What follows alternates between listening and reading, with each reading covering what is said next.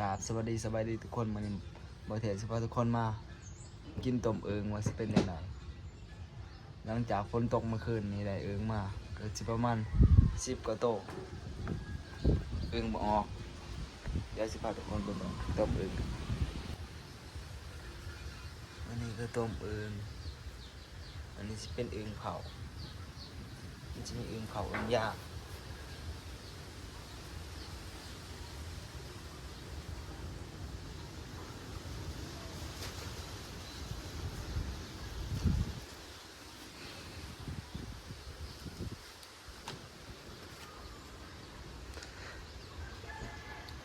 มือนี่หลังจากฝนตกแล้วมันก็สิมีลมอันนี้ฝนตกเมื่อคืนนี่ก็แห้ง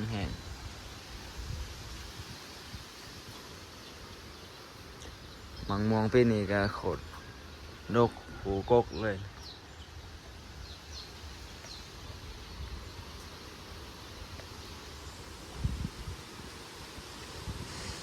มื้อนี้อากาศ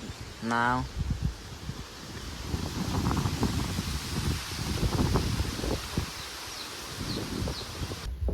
ใส่ก้อนที่ไหนจะเอาต้มไว้ใส่ใบมะขาม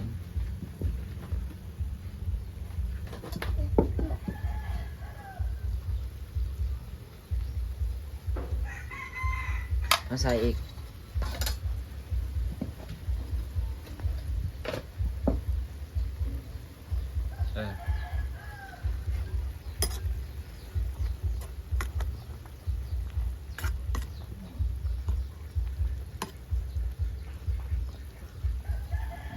ใส่แล้วก็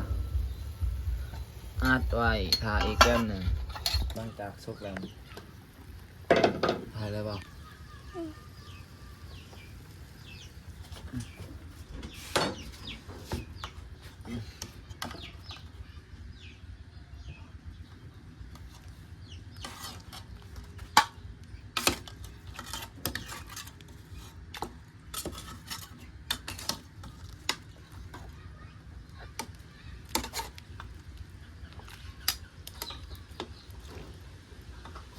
เอาไปกดว่า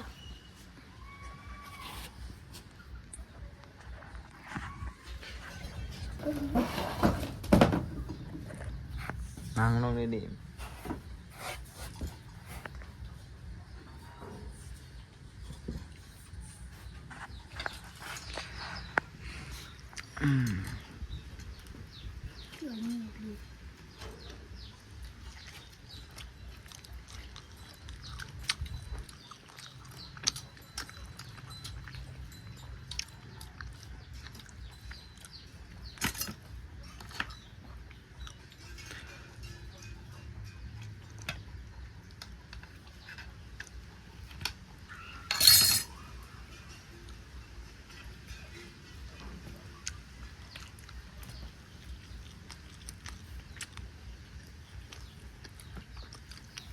แจ่บป่ะ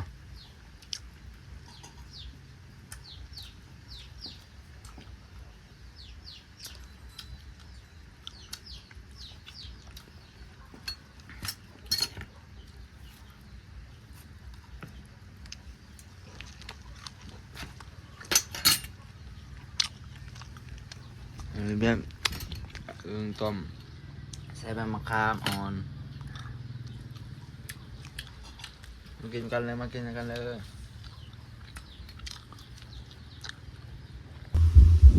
หลังจากเขากินต้มอึ่งแล้ว